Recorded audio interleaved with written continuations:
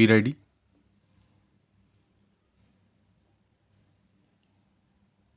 Five seconds. Start. It is an honor for me to be addressing the National Assembly and through it the people of Vietnam.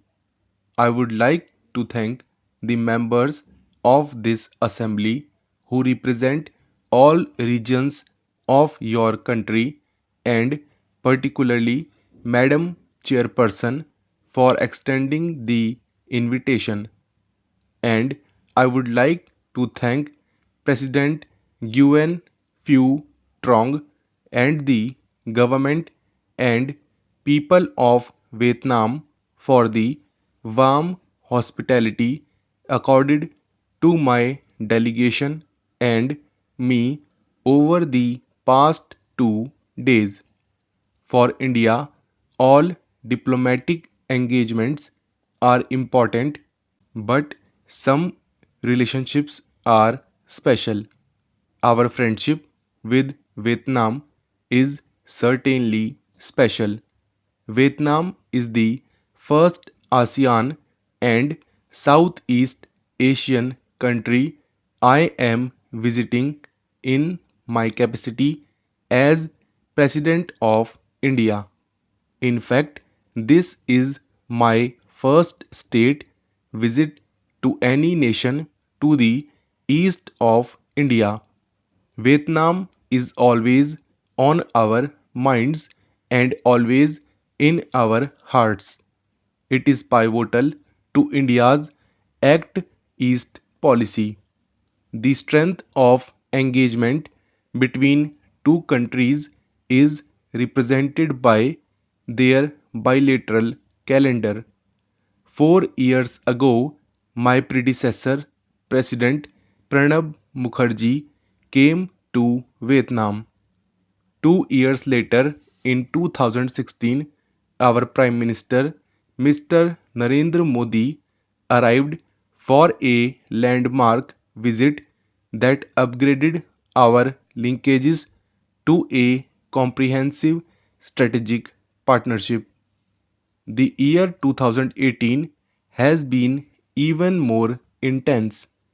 In January, I had the opportunity to welcome Prime Minister Nguyen Xuan to our Republic Day celebrations, at which he was chief guest along with leaders of other ASEAN countries. In March, we were privileged to host the late President Tran Dai Quang. His sudden passing was a shock for all of us. He was a great patriot and an ardent advocate of India Vietnam relations. I offer condolences on behalf of the government and people of India and on my own part as well.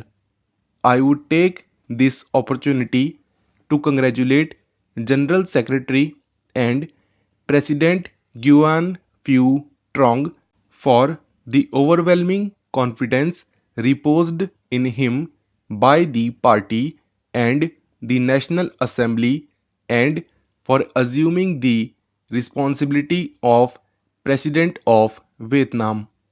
I am confident that India Vietnam relations will prosper with his support, guidance, and leadership. India's association with Vietnam has many aspects. We have robust business, political, and people to people bonds. We exchange parliamentary visits as members of this assembly are no doubt familiar. We are both ancient maritime nations and are stakeholders in the commerce, security, and stability of the Indo Pacific region. Above all, we share the same values. Our founding fathers taught us to dream the same dreams, dreams for ourselves, dreams for each other, dreams for post colonial nations everywhere, and dreams for the future and for our children. I would like to point out that 2019 is of great significance. In India, it marks the 150th birth anniversary of Mahatma Gandhi, and in Vietnam, it is being commemorated as the 50th anniversary of the passing of the great Ho Chi Minh. These revolutionary figures inspired our respective countries to attain political freedom. They remain inspirations for not just Vietnam and India but for the entire Asian continent and the global community. The coming year once again links these two remarkable personalities and unites our countries.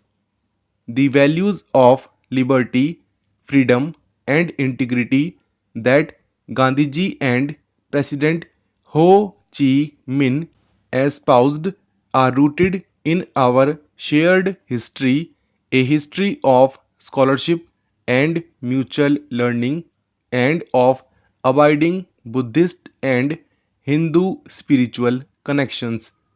The enlightened path of the Buddha has brought our countries closer. Buddhism's journey as a world religion began from India, and in Vietnam it acquired a unique identity embedded in local culture. Buddhist monks and nuns traveled far and wide, carrying with them the cargo of compassion and also showing the way to traders and business persons. Buddhism created an early form of globalization and of connectedness across our ocean.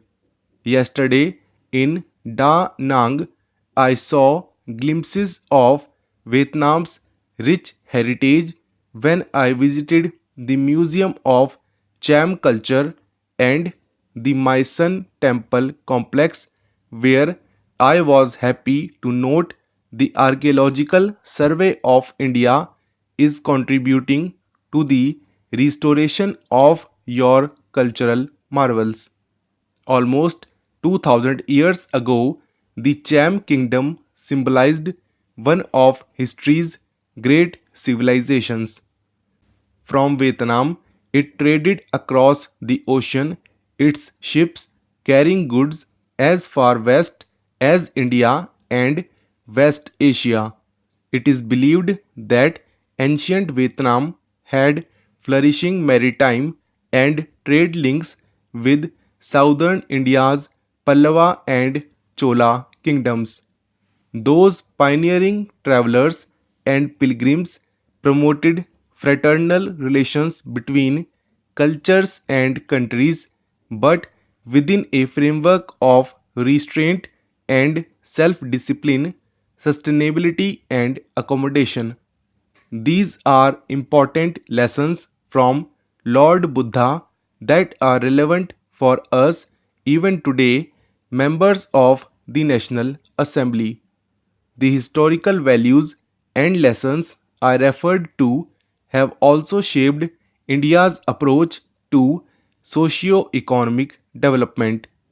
We believe in development that is people centric, that adds value to rather than adds a burden to local communities, that respects and conserves nature and the environment and is not extractive, and that challenges and disincentives corruption and related practices.